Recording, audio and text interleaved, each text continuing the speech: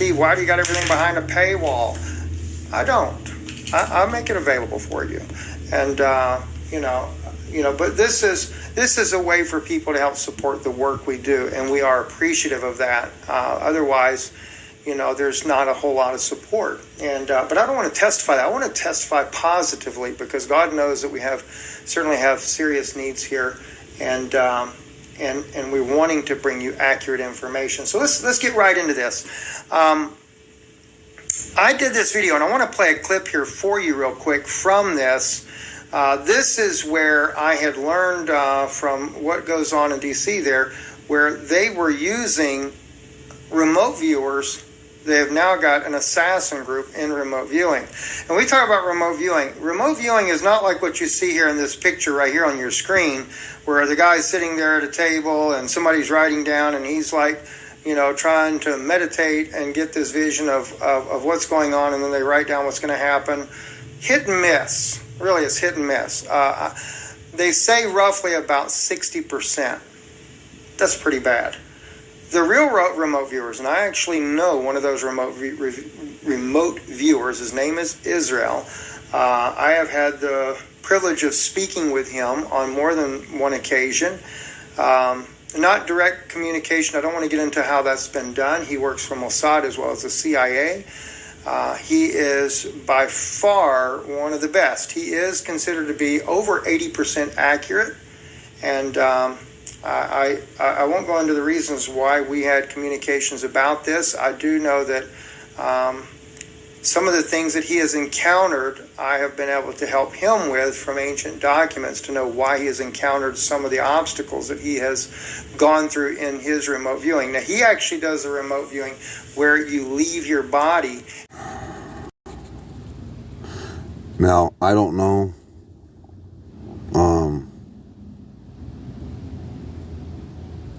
I can't understand how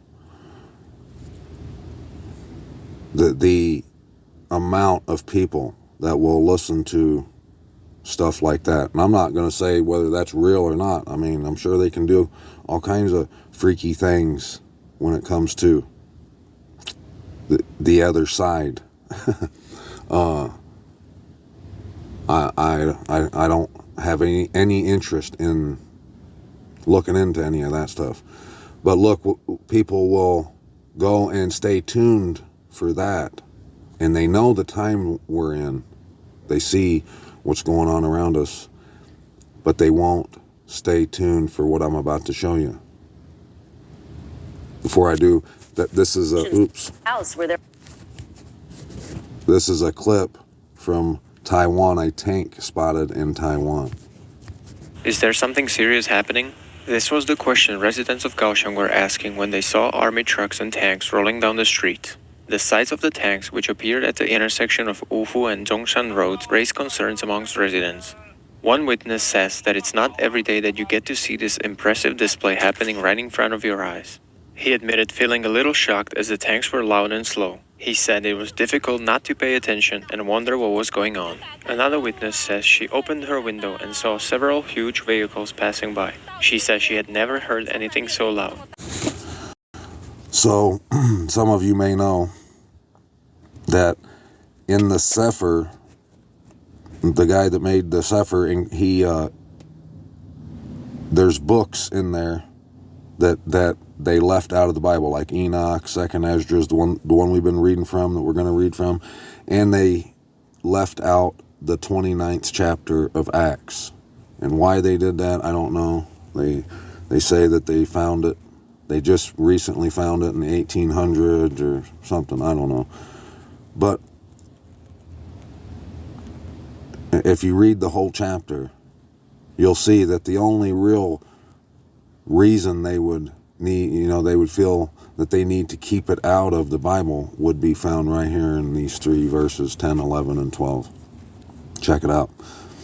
Verse 10, and at evening the set-apart Spirit fell upon Paul, and he prophesied, saying, Behold, in the last days the Most High of peace shall dwell in the cities, and the inhabitants thereof shall be numbered, and in the seventh numbering of the people their eyes shall be opened, and the glory of their inheritance shine forth before them.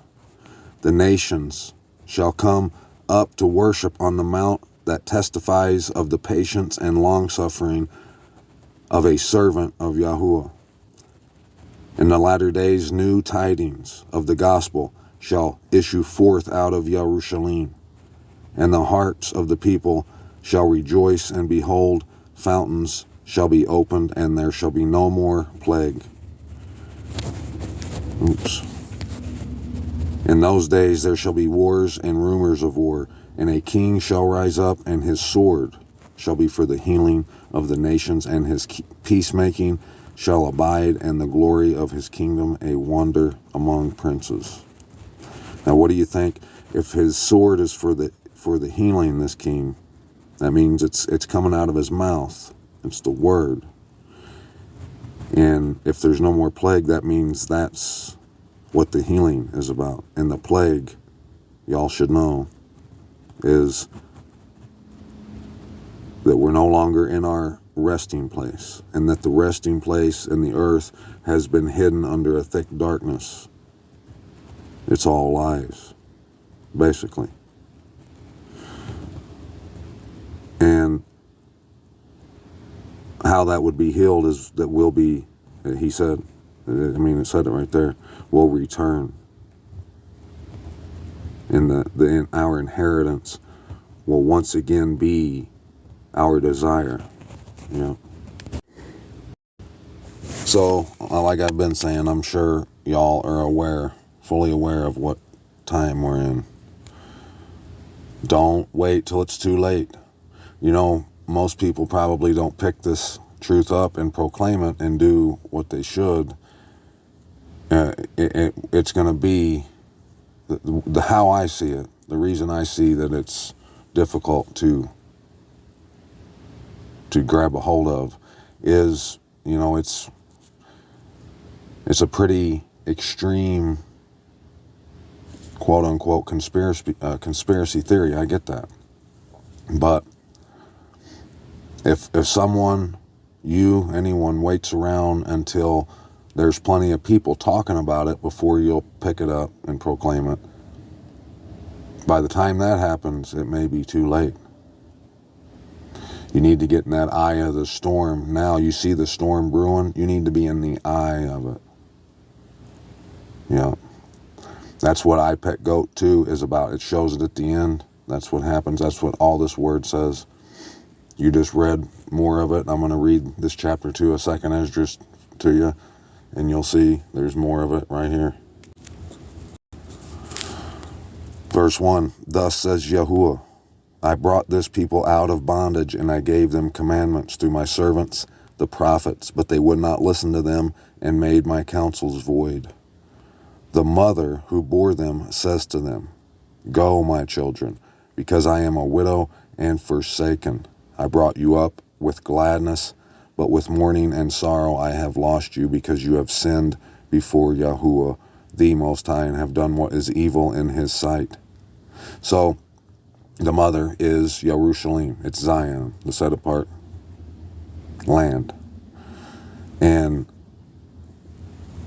when you read, like in Ezekiel, when it's talking about Sor, it's talking about the imposter and Babylon, it says that she often says that she's not a widow and that she doesn't know the loss of children, doesn't she?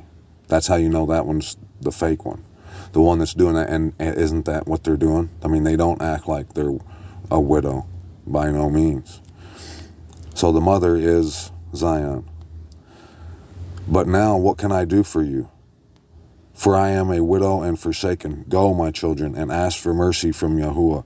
I call upon you, Father, as a witness in addition to the mother of the children, because they would not keep my covenant, that you may bring confusion upon them and bring their mother to ruin, so that they may have no offspring. Let them be scattered among the nations. Let their names be blotted out from the earth, because they have despised my covenant. Woe to you, Ashur, who conceal the unrighteous in your midst, O wicked nation. Remember what I did to Sodom and Gomorrah, whose land lies in lumps of pitch and heaps of ash. So will I do to those who have not listened to me, says Yahuwah, the mighty Most High. Thus says Yahuwah to Ezra, tell my people that I will give them the kingdom of Jerusalem, which I was going to give to Yasharal. Moreover, I will take back to myself their glory, and will give to these others the everlasting habitations, which I had prepared for Yasharal. The tree of life shall give them fragrant perfume, and they shall neither toil nor become weary. Ask, and you will receive. Pray, that your days may be few, that they may be shortened. The kingdom is already prepared for you. Watch, watch. Call, oh call heaven and earth to witness. Now, why do you think he would call heaven and earth to witness? The truth comes from heaven, and the earth would be the same reason he mentions that the rocks would cry out.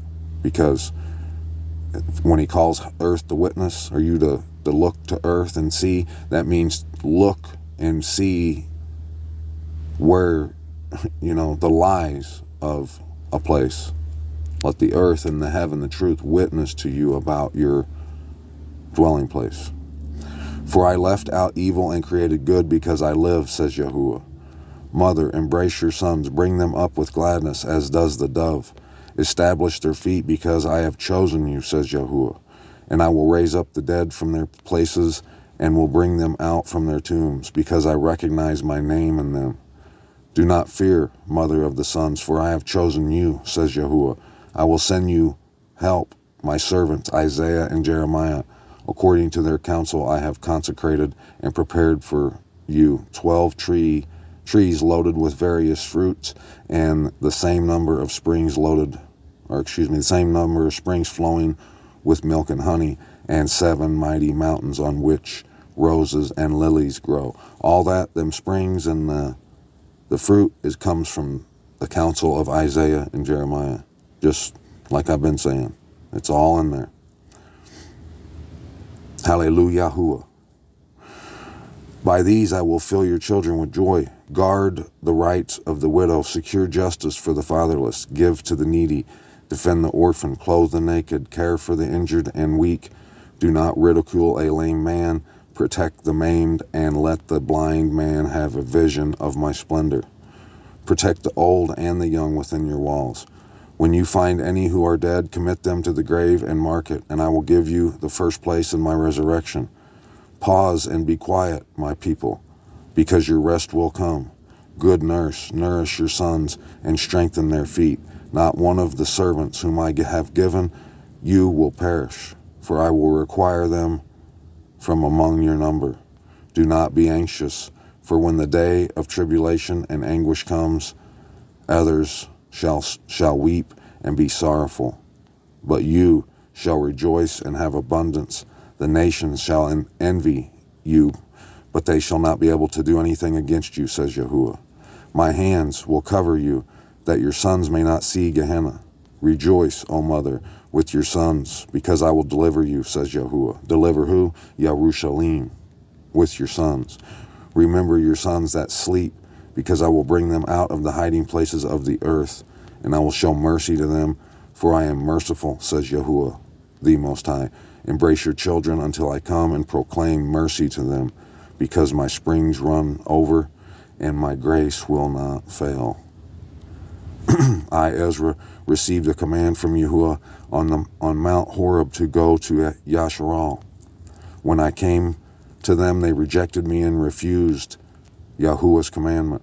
Therefore I say to you, O nations that hear and understand, await, you shepherd. He will give you everlasting rest, because he who will come at the end of the age is close at hand. Be ready for the rewards of the kingdom, because the eternal light will shine upon you forevermore. Flee from the shadow of this age. Receive the joy of your glory. I publicly call on my Savior to witness. Receive what Yahuwah has entrusted to you, and be joyful, giving thanks to him who has called you to heavenly kingdoms. Rise and stand and see at the feast of Yahuwah the number of those who have been sealed.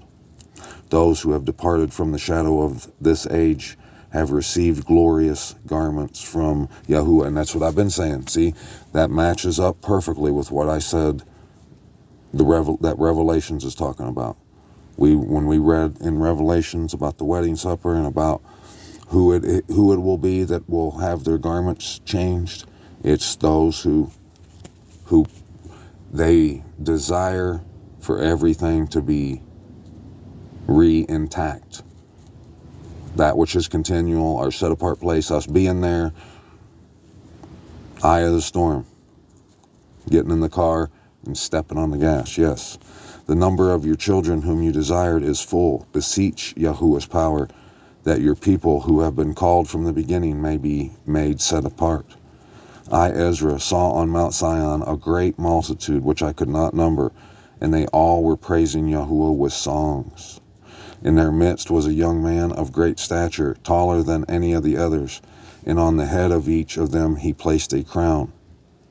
But he was more exalted than they, and I was held spellbound.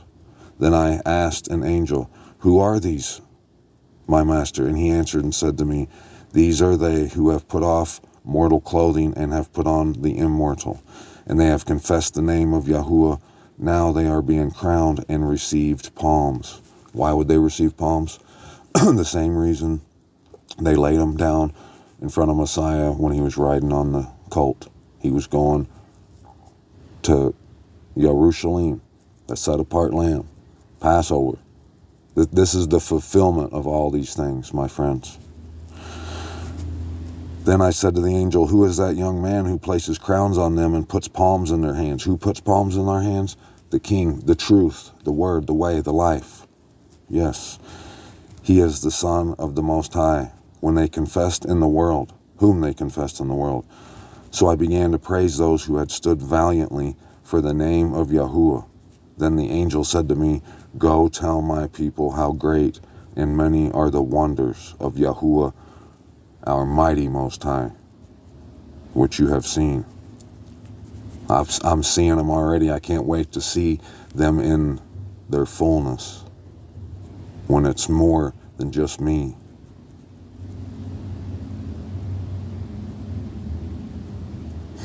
I'm going to stay on my face and give him all praise, all honor, all glory, and all esteem. Look what he does for us. Look at this word. It matches everything we've been saying, basically, but gives it more, it's more confirmation, more of that promise, more of that good news of the kingdom of Abba, Yahuwah, the Most High, our wonderful Creator.